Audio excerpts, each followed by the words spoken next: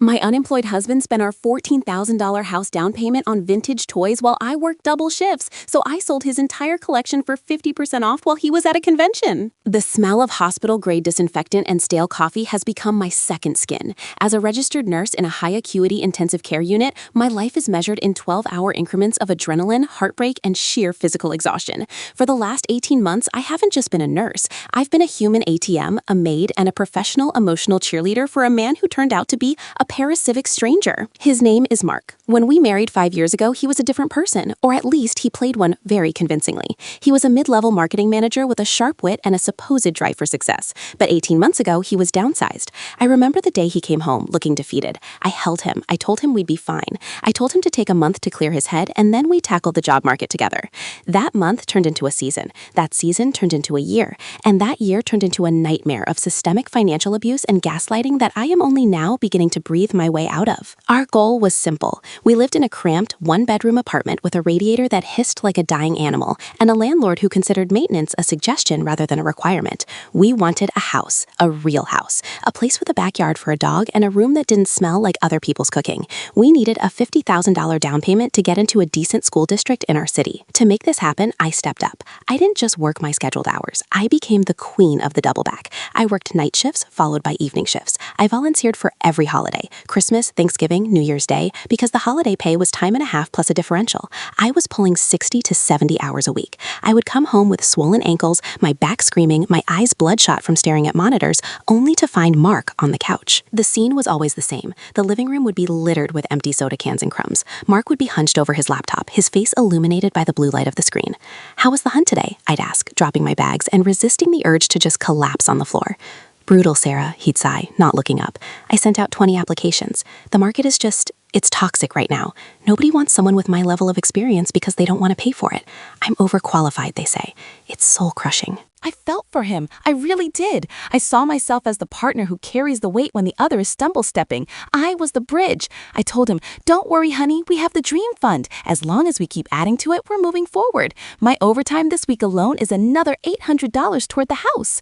Mark would smile then. It wasn't a smile of gratitude. It was a smile of relief. I didn't see the difference then. "You're amazing, Sar," he'd say. "I don't know what I'd do without you. I'm actually looking into some certifications today. They cost a bit, but they'll make me unignorable to recruiters." "Whatever it takes," I'd reply. "Use the joint account for the fees." That was my first mistake, giving a fox the keys to the chicken coop because I thought the fox was a vegan.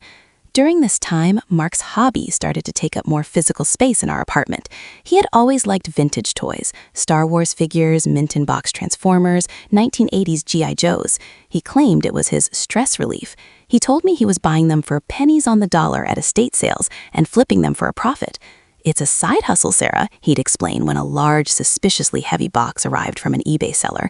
"I spent $50 on this lot, but I'll sell the individual pieces for $200. It's how I'm contributing while the job market is trash." I wanted to believe him. I needed to believe him, because the alternative, that I was killing myself at the hospital while he was playing with toys, was too painful to contemplate. The dynamic wasn't just between the two of us either. Enter my mother-in-law, Brenda. Brenda is the kind of woman who treats her 34-year-old son like he's a fragile porcelain doll.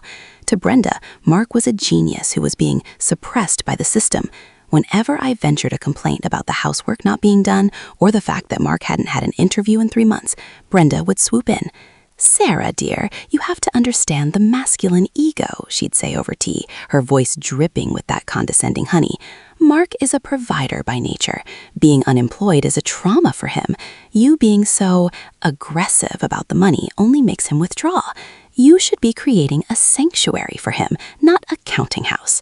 "Brenda, I worked 16 hours yesterday," I snapped once. "I came home to a sink full of dishes and Mark yelling at a video game. I'm tired." "He's depressed, Sarah. And honestly, with the way you're always working, it's no wonder he feels lonely. Maybe if you were home more, he'd feel more motivated." It was a masterclass in gaslighting. I was the one working, yet I was the reason he wasn't working. I was the one saving, yet I was the one being aggressive about money. By the end of the first year of his unemployment, I had personally deposited nearly $42,000 into our Dream Fund high-yield savings account. I lived on ramen and hospital cafeteria leftovers. I wore the same 3 pairs of scrubs until the inner thighs pilled and tore. I didn't buy new shoes even when the soles of mine were so worn I could feel the cold tile of the ICU floor through them. I was a ghost in my own life. I would wake up at 5 a.m., kiss a sleeping Mark on the forehead, work until my feet bled, come home, eat a bowl of cereal, listen to Mark talk about how close he was to a breakthrough with a recruiter at a tech firm, and fall into a dreamless sleep. I noticed the boxes in the spare closet were multiplying. What started as a few bins of investments became a wall of cardboard. "Mark, this is getting a bit much," I said, gesturing to the stack of boxes blocking the guest bed. "Are you actually selling these?" "The market is peaking in 6 months, Sarah," he said, his tone sharp. "If I sell now, I'm leaving money on the table. Don't you trust my business instinct? I handled million-dollar accounts at my last job. I think I know how to flip a Boba Fett figurine." I backed off. I was too tired to fight. I was too tired to even look at the bank statements. I just saw the total balance on the app every now and then. It was going up, so I thought we were safe. I didn't realize that the total balance I was looking at included our checking account, where my paychecks landed, and that the Dream Fund was a separate tab I hadn't opened in months. I trusted him. He was my husband. He was the man I'd promised to support in sickness and in health, in plenty and in want. I didn't know that in want was a state he was actively engineering for us. The breaking point of Phase A, the moment the foundation started to crumble, happened on a Tuesday. I had just finished a grueling shift where we lost a long-term patient. I was raw, emotional, and desperate for a win. I sat in my car in the hospital parking lot and opened the banking app. I wanted to see that number. I wanted to see that we were close to the $50,000 mark. I wanted to tell myself that all this death and exhaustion was for something, that soon I'd have a garden. I tapped the Dream Fund tab. The balance wasn't $48,000, which is what my mental math told me it should be. The balance was $34,102. I stared at it. Maybe it was a glitch. Maybe the interest hadn't posted? No, interest adds money. My heart began to thud against my ribs, a dull, rhythmic ache. I scrolled down to the transaction history. Withdrawal, $2,000, ATM transfer. Withdrawal, $1,500, PayPal, eBay. Withdrawal, $800, private sale. There were dozens of them. Small amounts, large amounts, all trickling out of our future and into the void over the last 4 months. I drove home in a trance. I didn't scream, I didn't cry. I felt a cold, crystalline clarity settling over me. It was the same feeling I get during a cold blue, the calm where emotions disappear and only actions remain. When I walked through the door, Mark was in the living room. He wasn't on his laptop. He was sitting on the floor, surrounded by plastic bubbles and cardboard backing. He was holding a small, colorful piece of plastic with the reference of a priest holding a relic. "Hey, babe," he said, his voice bright. "You won't believe what I scored today. It's a 1979 vinyl Cape Jawa. Only a handful of these exist in this condition. It's the Holy Grail." I looked at the toy. It was maybe 4 inches tall. It looked like a brown blob with glowing eyes. "How much, Mark?" I asked. My voice sounded like it was coming from a long way away. "It's an investment, Sarah. I got a steal. Only $3,000, but in 2 years, it'll be worth 10. $3,000, I repeated. "From the house fund?" Mark finally looked up. He saw my face, but he didn't see the danger. He saw a wife he thought he had successfully trained to accept his crumbs. "Look, I know a number in the account looks a little lower," he said, standing up and brushing dust off his sweatpants. "But you have to spend money to make money. I'm doing this for us. While you're at the hospital, I'm building a portfolio. You're being a bit short-sighted, don't you think?" "Short-sighted?" I whispered. "I worked 3 double shifts last week, Mark. I haven't bought new underwear in a year. You spent $14,000 on dolls? They aren't dolls, Sarah. They're collectibles. And don't give me that martyr act. You love your job. You love the overtime. You'd be working those shifts anyway because you're a workaholic. I'm just making sure our money actually grows instead of sitting in a bank account earning 0.1% interest." He actually looked indignant. He looked like I was the one who had committed a fiscal sin by wanting to keep our money in a bank. "I want the money back, Mark. Sell them. Sell them all by Friday." He laughed, a short, mocking sound. "I can't do that. The market isn't right. You're being hysterical. Why don't you go take a bath and calm down? I'll make dinner. Or, well, I'll order Thai. On your card?" I didn't answer. I walked into the bedroom and locked the door. I sat on the edge of the bed and looked at my hands. They were shaking, not from fear, but from the sheer kinetic energy of a realization. My marriage was a crime scene, and I was the victim. But I wasn't going to be the victim for much longer. For 3 days following my discovery of the $14,000 deficit, the atmosphere in our apartment was thick with a toxic, oily tension. Mark didn't apologize. He didn't offer a plan to recoup the losses. Instead, he retreated into a shell of indignant silence, punctuated by heavy sighs and the aggressive clicking of his mouse as he researched more market trends. I was operating on pure autopilot. I worked 2 double back shifts in a row, 32 hours of nursing in a 48-hour window. My brain felt like it was floating in a jar of gray brine. When I finally dragged myself through the front door on Friday morning, I expected to find Mark asleep, or perhaps in some delusional fit of guilt doing the dishes. Instead, I found a construction site. The guest bedroom, the room we had designated as the nursery for the child we hoped to have once we moved into a house, had been transformed. The guest bed was stripped of its linens and shoved vertically against the far wall like a discarded slab of wood. In its place stood 4 massive industrial-grade glass display cases with built-in LED lighting. Mark was standing in the center of the room, wearing a pair of white lint-free gloves. He was carefully placing a series of carded action figures onto acrylic stands. He looked like a surgeon, which was a bitter irony considering I was the one who actually spent my days around scalpels and life support systems. "What is this, Mark?" I asked. My voice was raspy from lack of sleep and dehydrated vocal cords. He didn't look back. "It's a climate-controlled display environment, Sarah. You said the apartment was getting cluttered. I realized that the reason you were stressed was the aesthetic chaos. By organizing the inventory into a professional-grade gallery, I'm protecting the card backs from humidity and UV damage. This preserves the grade A status. It's about asset management." I walked over to the cases. The glass was thick, tempered. The LED lights were high-end.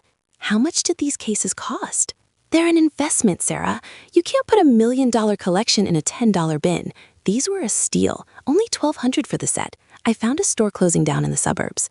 $1,200, I repeated. The number felt like a physical blow to my stomach. "We are $14,000 in the hole, and your solution was to spend more money on furniture for the toys?" He turned then, his eyes wide with that hurt look he used whenever I held him accountable. "I'm trying to solve the problem. You're always complaining about the boxes. I spent all day setting us up so you could have your living room back. I did this for you, Sarah. Why do you always have to find the negative?" "The negative is that we don't have a house down payment anymore, Mark. We have a toy store in a rented apartment."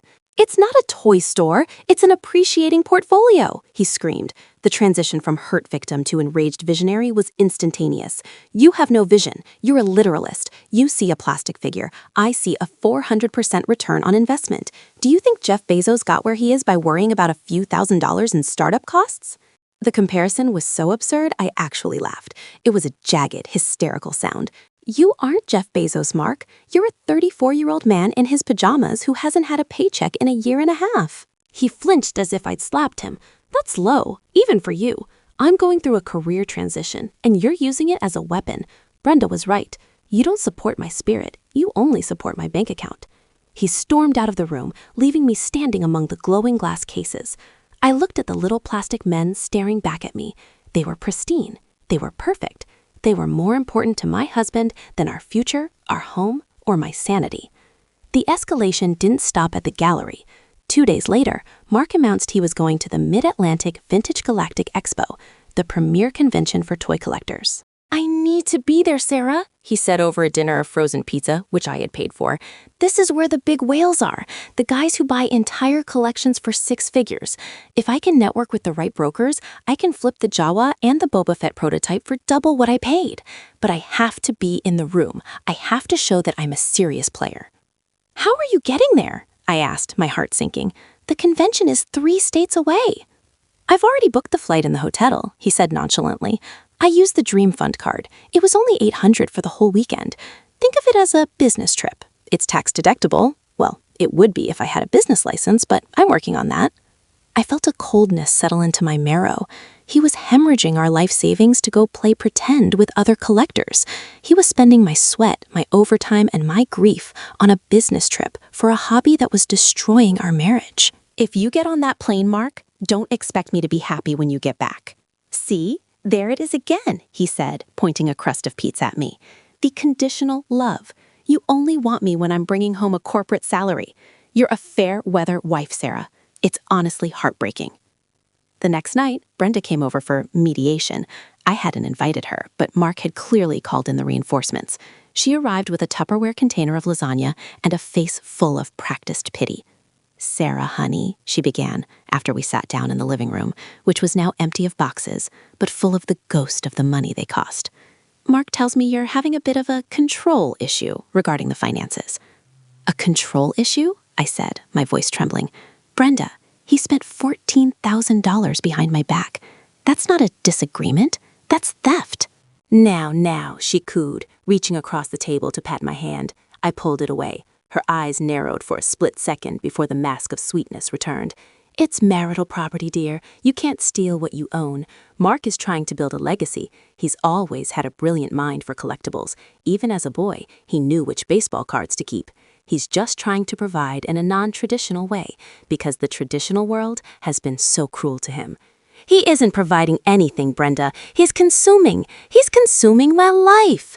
You're being so dramatic, she sighed, turning to Mark, who was sitting on the sofa looking like a scolded but smug toddler. Mark, honey, maybe you should just give her a little more input on the smaller purchases. But Sarah, you have to let the man lead. If you stifle his passion, he'll never find his feet again. Do you want a broken man, or do you want a successful entrepreneur? I want a husband who goes to work, I shouted. Brenda stood up, her demeanor shifting to something icy and sharp. You're ungrateful. My son is a visionary. He spent weeks perfecting that room. It's a work of art. And you come home smelling of sickness and complain about the cost of his happiness. You should be ashamed. Mark, I think it's best if you focus on the convention. Don't let her negativity cloud your business sense. They left the room together to go admire the gallery, leaving me alone in the kitchen. I realized then that I wasn't just fighting Mark. I was fighting an entire ecosystem of delusion. Brenda had spent 30 years convincing Mark he was a genius who shouldn't have to follow the rules of ordinary men, and Mark had spent the last 5 years finding a woman, me, to bankroll that fantasy. The absurd escalation reached its zenith the morning Mark left for the convention. I was in the bathroom getting ready for another shift when I heard him shouting from the living room. Sarah, come look, it finally arrived. I walked out, towel-dried hair sticking up in all directions. Mark was holding a small padded envelope. He opened it with the shaking hands of an addict. Inside was a tiny, unpainted plastic figure of a Star Wars character I didn't recognize. It looked like a piece of trash. This is it, he whispered. The 1978 rocket-firing Boba Fett prototype. Mail-away version, only a dozen known in this condition. Mark, I said, my voice dead. How much? He didn't even try to hide it this time. He looked me dead in the eye, his expression one of pure narcissistic triumph. 6,000. I got a private offer from a guy in London. I had to pull it from the dream fund before someone else snatched it up. But this is the exit strategy, Sarah. At the convention this weekend, I'm going to have this appraised and potentially auctioned. We're talking $50,000, maybe $60,000. This one figure pays for the whole house down payment. See? I saved us. I looked at the bank app on my phone. Dream fund balance, $27,302. In the span of 2 weeks, he had burned through nearly $23,000. Half of our future was gone, blown on plastic prototypes and glass cases and flights to collectors' expos. You spent $6,000 on a piece of plastic, I said. It wasn't a question. I spent $6,000 on an asset, he yelled. God, you're so small-minded. I'm literally holding our future house in my hand, and you're worried about the entry in a ledger. I'm leaving for the airport. When I come back with a check for $50,000, I expect a formal apology and maybe a little more respect. He packed his bags, including a specialized foam-lined transport case for his assets, and walked out the door without a second glance. He didn't kiss me goodbye. He didn't ask how my shift was going to be. He just left, headed to his convention to be the big man he always dreamed of being. As the door clicked shut, I didn't cry. The time for crying had passed somewhere around the $14,000 mark. I walked into the gallery. I looked at the glass cases. I looked at the hundreds of figures, the investments, the assets. I looked at the industrial shelving and the LED lights. Then I looked at the stack of mail Mark had ignored for months. At the bottom of the pile was a letter from our landlord. It was a formal notice. The building was being sold, and our lease would not be renewed in 60 days. We had 2 months to find a place to live. Mark knew this. He had seen the letter. He just didn't care. He assumed I would figure it out. He assumed I would work more shifts, find more money, and carry him to the next rental, where he could set up his cases again. He thought I was a permanent resource. He thought I was an infinite well. I pulled out my phone and called my sister Emily. Emily is a lawyer. Not a divorce lawyer, but she knows everyone. "Hey, Em," I said. My voice was steady. "It's happened. He's gone too far. He's at a convention in Chicago for the weekend. He just spent $6,000 on a prototype." "Sarah," Emily sighed.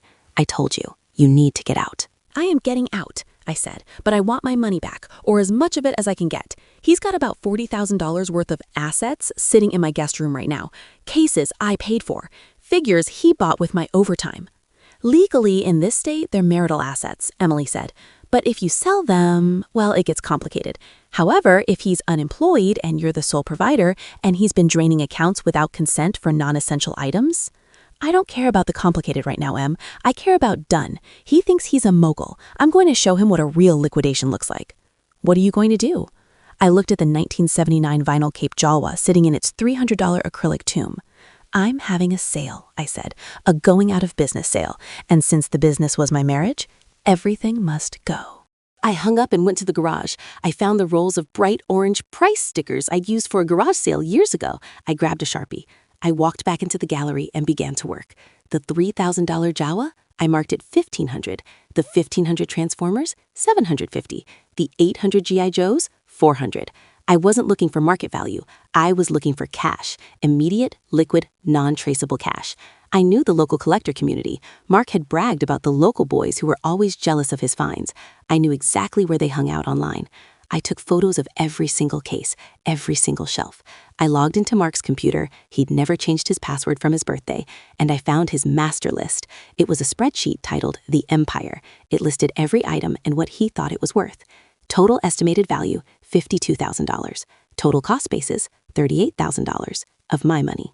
I opened a new Facebook account under a pseudonym, Estate Liquidator. I joined every local toy exchange and vintage collectible group within a 50-mile radius. Then I posted the ad.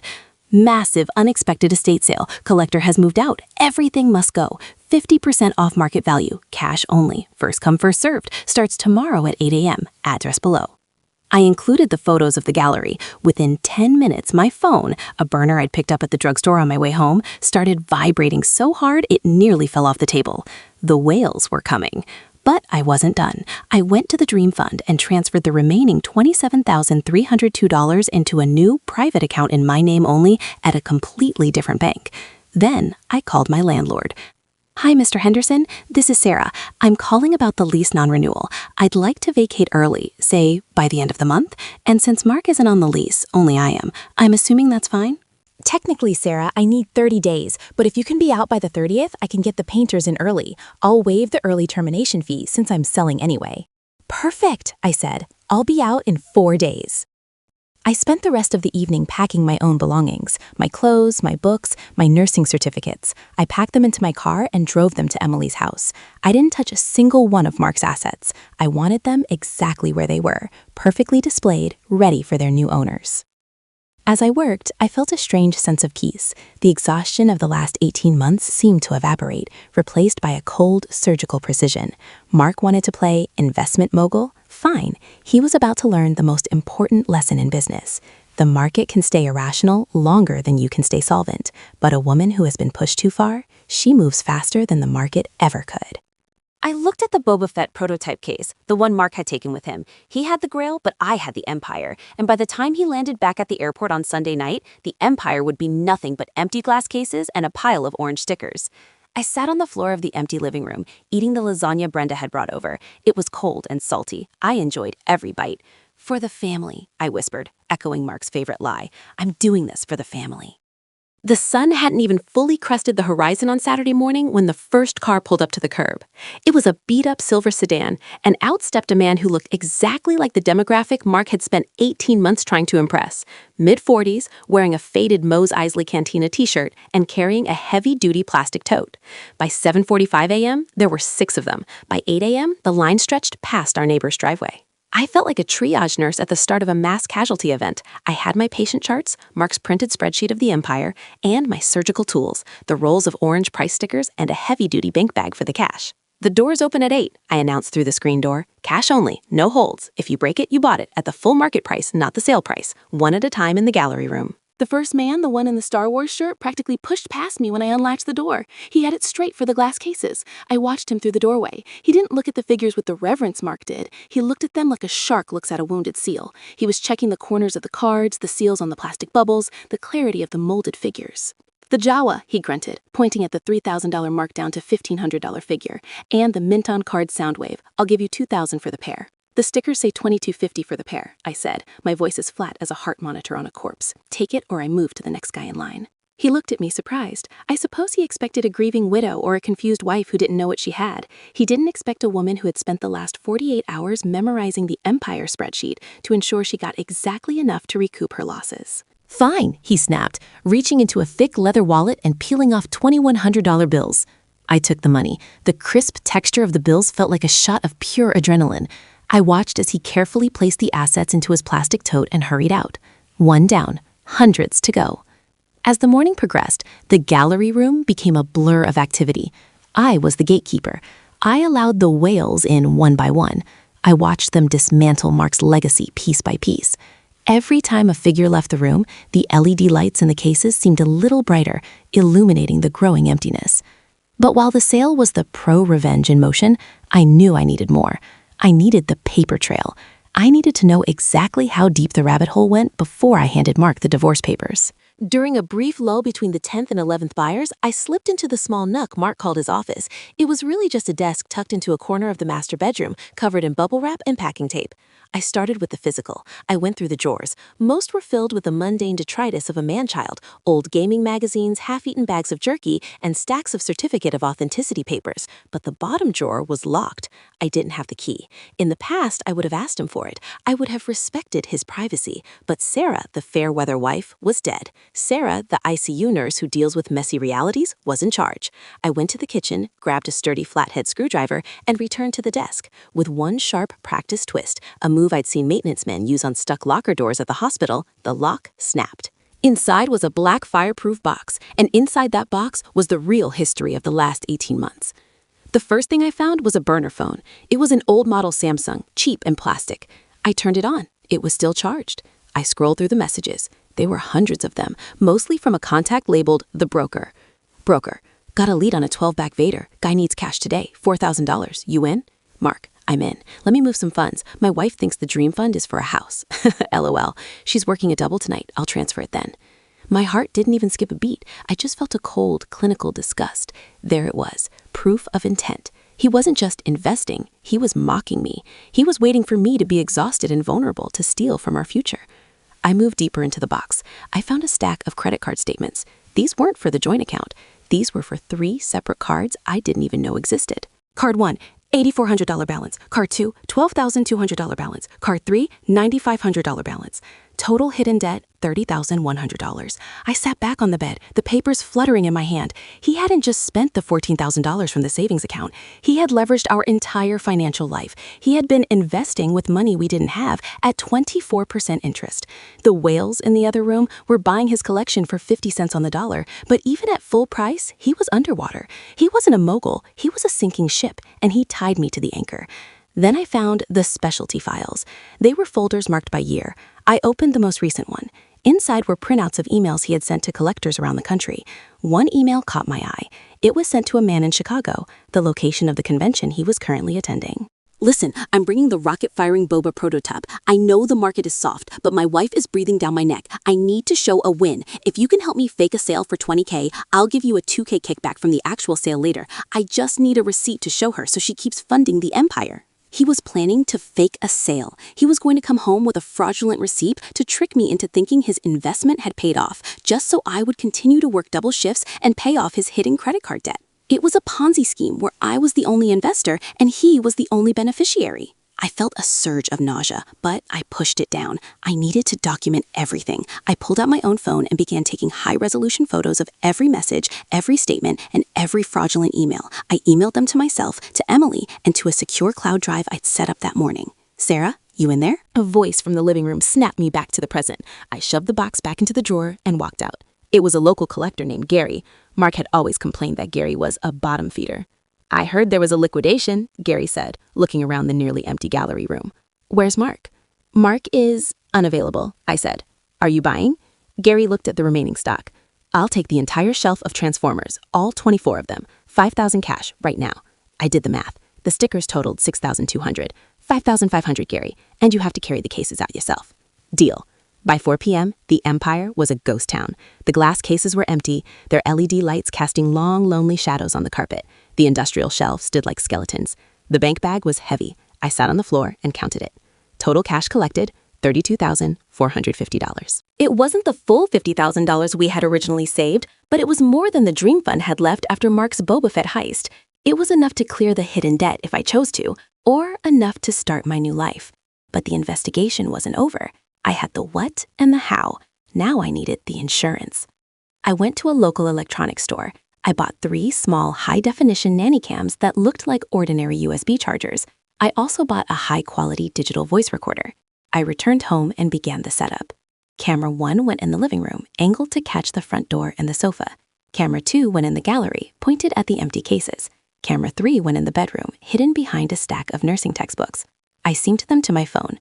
Then I sat down and did something that would have felt cruel a week ago, but now felt like simple justice. I called Brenda. Sarah, is everything all right? Brenda's voice was cautious. She probably thought I was calling to apologize for my aggression. Brenda, I just wanted to let you know that I've had a change of heart, I said, my voice dripping with artificial sweetness. I realize now that Mark is a visionary. I've decided to clear some space for his new acquisitions. I'm even thinking of helping him with the convention fees. Oh, Sarah, I knew you'd come around. Mark is so sensitive. He just needs to know you believe in him. He's going to be so happy when he gets home tomorrow night. I'm sure he will be, I said. Why don't you come over for dinner tomorrow? Around 7? Mark should be back from the airport by then. We can celebrate his success together. I'm making that lasagna you like. That sounds lovely, dear. I'll bring dessert. See?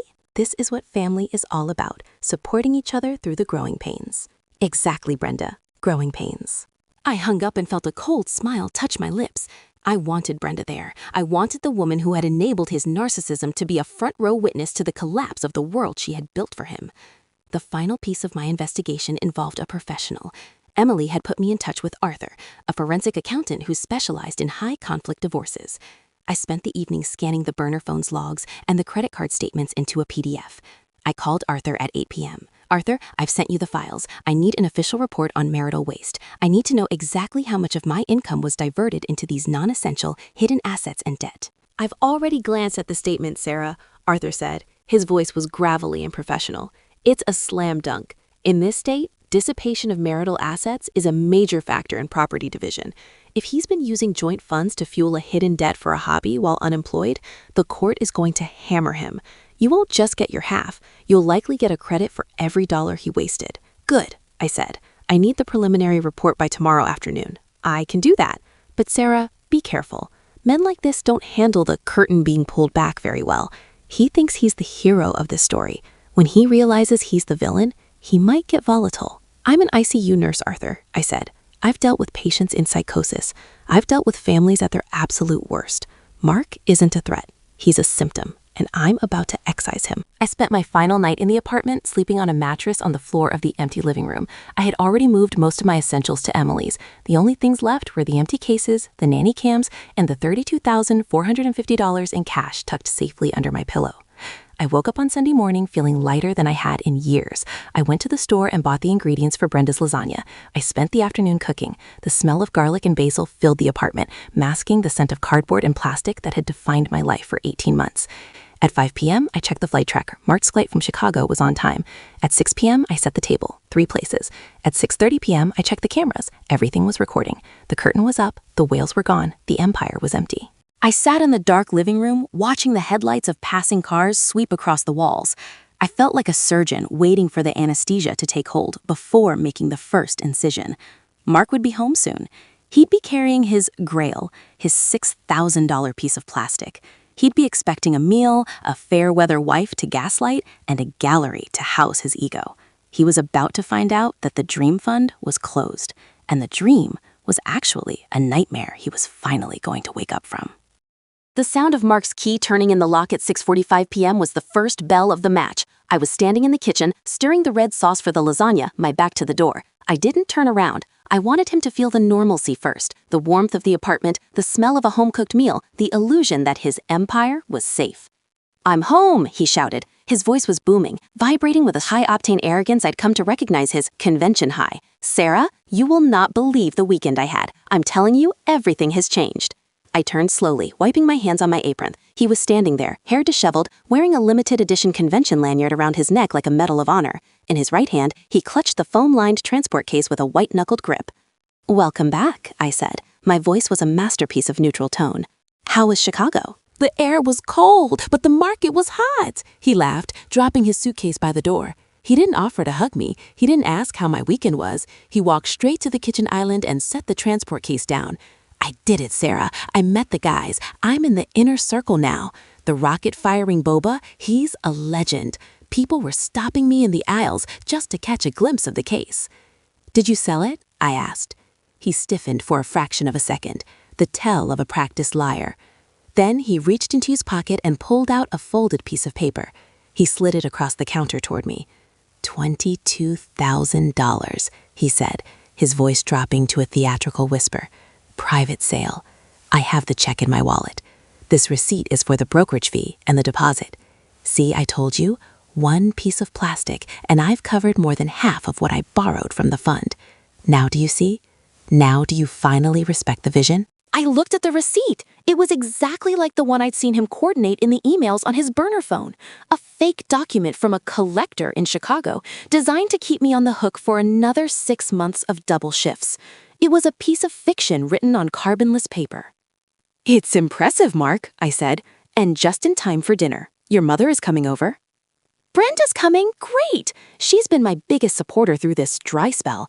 It'll be good for her to see that her son is finally the mogul she always said I was." The doorbell rang exactly at 7 p.m. Brenda entered like a whirlwind of lavender perfume and passive aggression. She was carrying a box of expensive pastries, the kind she knew I couldn't afford on my regular salary, a subtle dig at my financial status.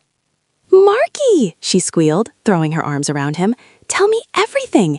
Did you show those city boys what a real collector looks like?" "I did more than that, Mom," Mark said, casting a smug look at me. "I cleared 22 grand on a single flip. Sarah's actually making a celebration dinner for once, instead of acting like the Department of Corrections." Brenda turned to me, her eyes gleaming with triumph. "See, Sarah? I told you to trust the process. A man's spirit cannot be measured in hourly wages. I hope you've prepared a proper apology along with that lasagna." "I've prepared everything, Brenda," I said. "Why don't we go into the living room? I have a little surprise for Mark to celebrate his success." Mark's face lit up. "A surprise? What, did you buy me that display lighting kit I wanted?"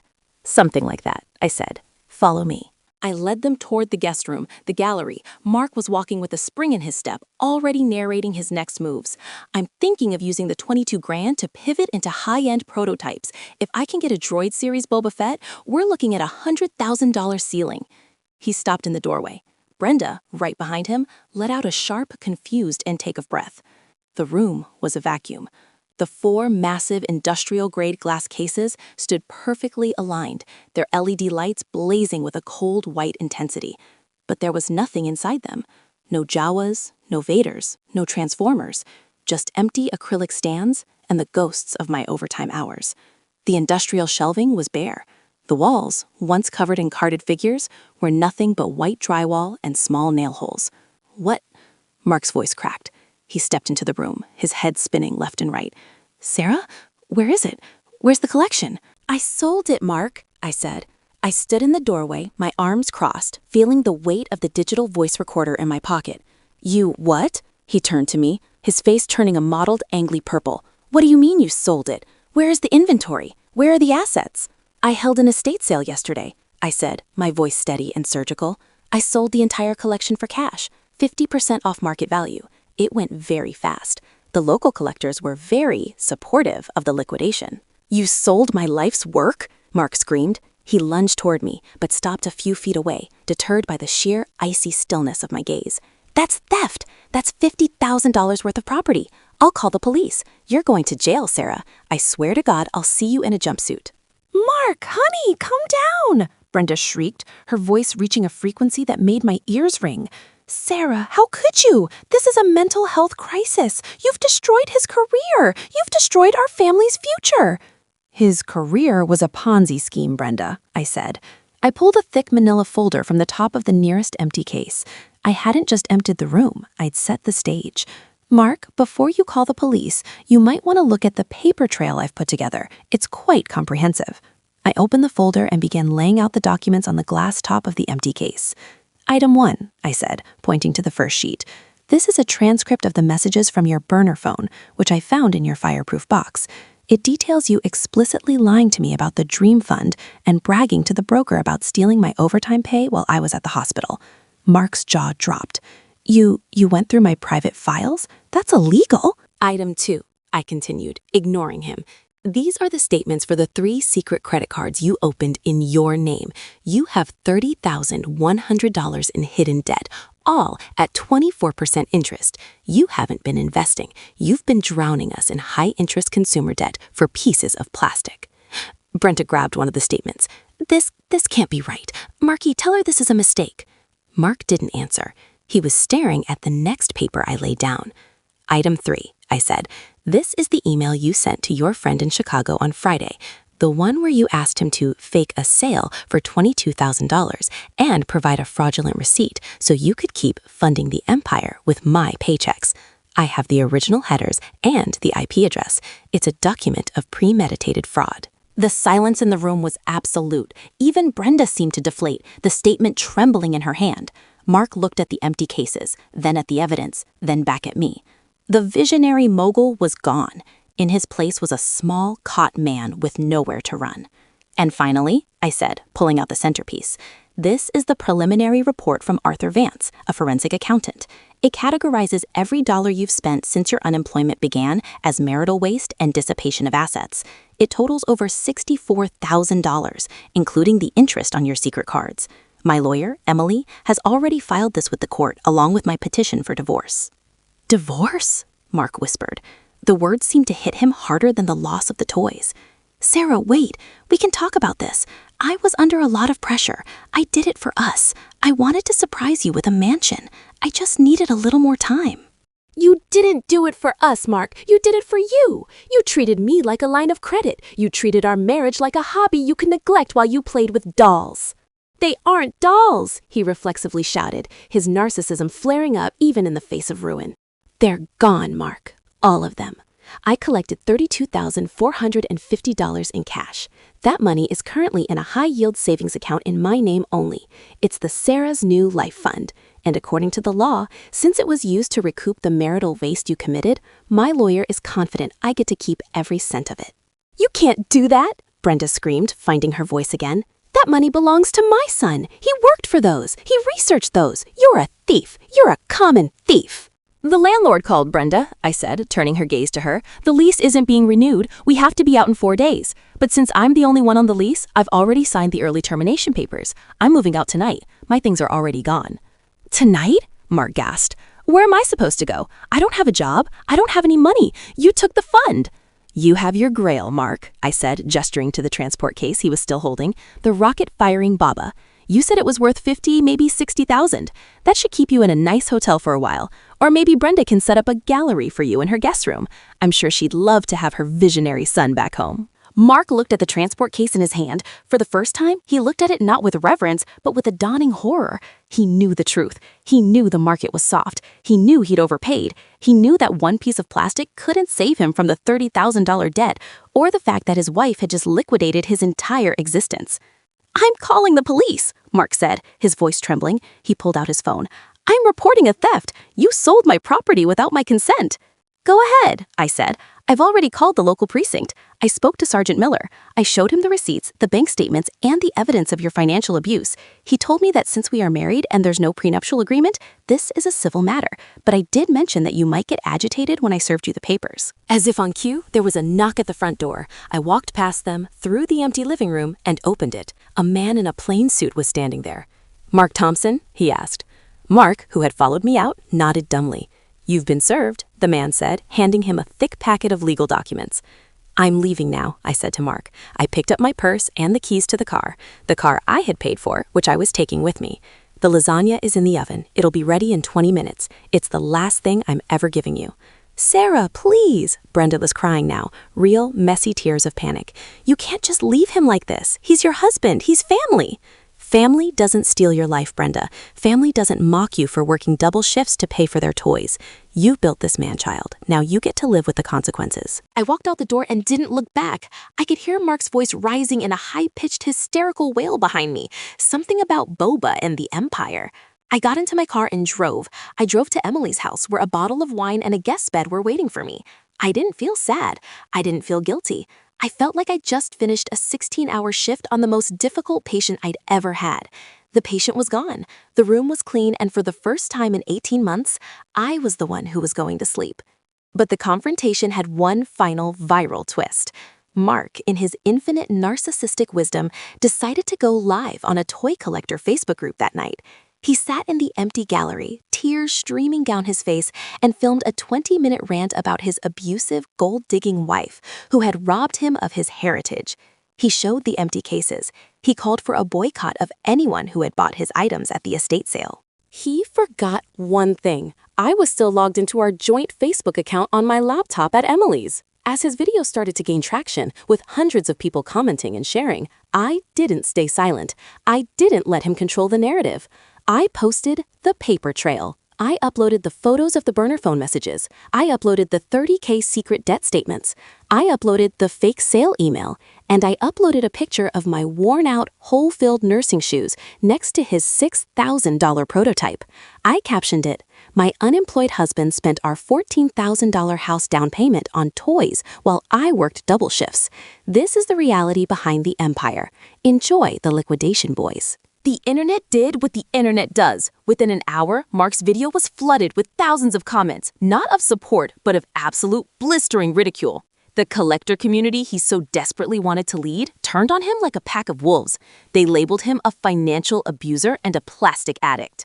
The flying monkeys, his extended family, and the few friends he had left, who had initially messaged me to scream about my cruelty, suddenly went silent. 3 of them actually messaged me to apologize, saying they had no idea he was stealing my money. Mark was no longer a mogul. He was a meme, a viral cautionary tale of what happens when you treat your wife like a bank and your life like a game of Star Wars. I closed my laptop and poured another glass of wine. The confrontation was over. The public had seen the truth, and the surgery was a total success. The silence of my new apartment was the first thing I had to get used to. It wasn't the heavy, suffocating silence of a marriage under siege. It was the light, airy silence of a blank canvas. I had rented a small, sun-drenched studio near the hospital. It was half the size of our old place, but it was 100% mine. No boxes, no glass cases, and no sound of aggressive clicking from a man-child searching for his next fix of plastic. But the pro-revenge was only just beginning. The liquidation of the empire had been the tactical strike. The legal proceedings were the total war. Mark, encouraged by Brenda's misplaced sense of justice, decided to fight the divorce tooth and nail. He didn't just want half of our assets, he wanted restitutions for the collection I had sold. He hired a cut-rate lawyer who specialized in men's rights and filed a countersuit claiming I had committed malicious destruction of property and theft of marital assets. Our first major hearing was 3 months later. I walked into that courtroom wearing my best professional suit, my hair pulled back, looking every bit the stable, hardworking nurse I was. Mark walked in looking like a man who hadn't slept or showered in a week. He was wearing a suit that was too big for him, likely an old one from his marketing days, and he was clutching a tattered folder. Brenda was there, of course, sitting in the front row of the gallery, glaring at me with a hatred so pure it felt like a physical heat. Mark's lawyer stood up and launched into a 30-minute tirade. He called me a vindictive spouse who had sabotaged her husband's career during a vulnerable time of unemployment. He showed photos of the empty gallery and estimated the loss at $60,000. He demanded that I be ordered to pay Mark back the full market value of the toys, plus emotional distress. Then it was Emily's turn. Emily didn't raise her voice. She didn't use flowery language. She simply approached the judge and handed over the Empire Ledger, the forensic report Arthur Vance had spent months perfecting. "Your Honor," Emily said, her voice calm and resonant, "the respondent claims a loss of $60,000.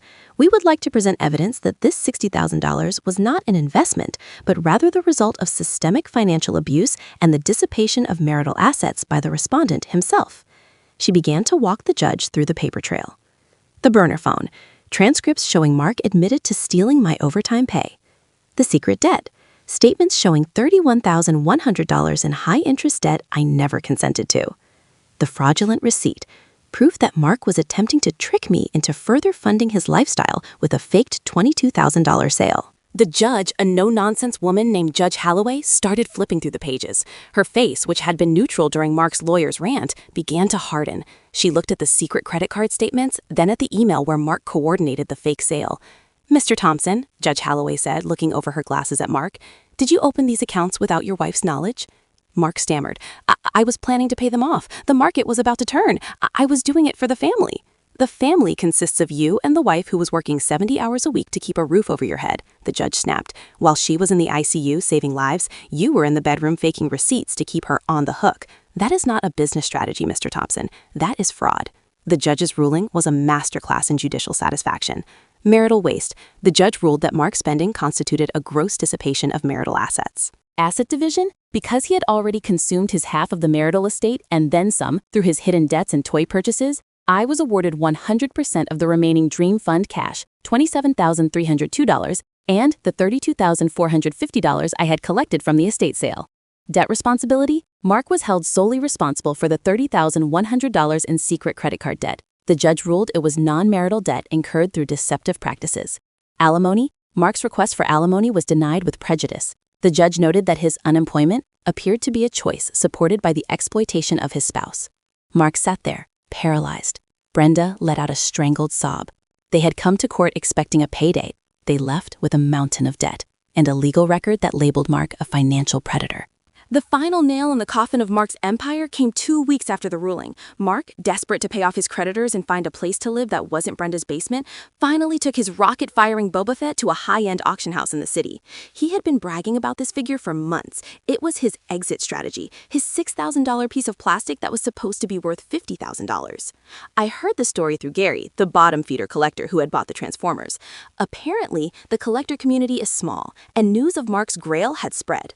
Mark walked into the auction house with Brenda in tow, acting like he was delivering the Hope Diamond. He presented the figure to the head appraiser. The appraiser took one look at it through a magnifying loupe and sighed.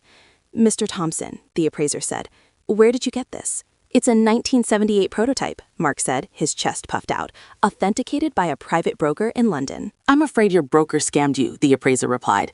"This isn't a prototype. It's a high-end Franken figure. The torso is from a 1980s reissue, the rocket mechanism is a 3D printed replica, and the plastic has been chemically aged to look 40 years old. In the trade, we call this a super fake. It's worth maybe $50 as a curiosity." Mark apparently collapsed into a chair. Brenda started screaming at the appraiser, accusing him of being in league with me. They were escorted out by security. The Grail was a fake. Mark had spent $6,000 of my hard-earned money on a piece of trash because his own narcissistic ego made him believe he was too smart to be tricked. He wasn't a mogul. He was the ultimate Mark. With no money, no assets, and a mountain of debt, Mark's life imploded. Brenda had to take out a second mortgage on her home to keep the collectors from suing Mark into oblivion. He moved into her basement, where he reportedly spends his days scouring eBay for deals he can't afford and posting bitter, unhinged rants on fringe men's rights forums. His reputation in the city was incinerated. The viral post I'd made, backed up by the court's findings, meant that no reputable collector would touch him. He was blacklisted from every convention and every local exchange. The flying monkeys returned with their tails between their legs. My sister-in-law, who had called me a heartless bitch for selling the toys, sent me a 5-page email apologizing. She had found out that Mark had also borrowed $2,000 from her parents and never paid it back. One by one, the people he had used as shields against me realized they were just more casualties of his delusion. I didn't respond to any of them. I didn't need their apologies. I had something better: peace. Healing wasn't as fast as the legal victory. I spent 6 months in therapy, working with a specialist in narcissistic abuse and financial trauma. I had to learn how to look at a bank account without my heart racing. I had to learn that it was okay to buy myself a pair of shoes that didn't have holes in them. In therapy, I realized that I had been conditioned to be a provider. Brenda had helped train me, and Mark had perfected the harness. I had to forgive myself for staying so long. I had to realize that my workaholism wasn't a flaw. It was a survival mechanism that Mark had exploited. As I healed, my career took off. Without the weight of a parasitic husband and the constant stress of a disappearing bank account, I was able to focus on my work with a new level of clarity. I was promoted to nurse manager of the ICU. My salary increased by 30%, and I no longer had to work 70 hours a week to survive. I worked 40 hours because I loved it, and I spent the rest of my time living. It is now 1 year since the night I served Mark with those papers. I am standing in the backyard of my new home. It's not a mansion, but it's a beautiful 2-bedroom cottage with a porch and a small, thriving garden. I bought it with the $60,000 I recovered from the Empire and the savings from my new position.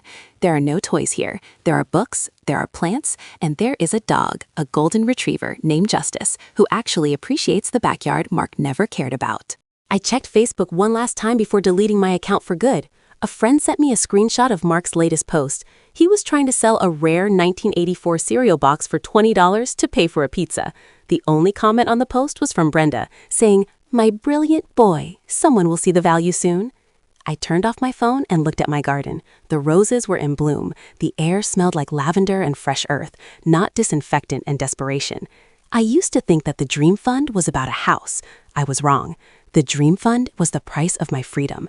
And looking back, even at $14,000 plus interest, it was the best bargain I ever found. Mark is still in the basement, playing with ghosts. Brenda is still enabling a man who will eventually consume her too. And I am finally home.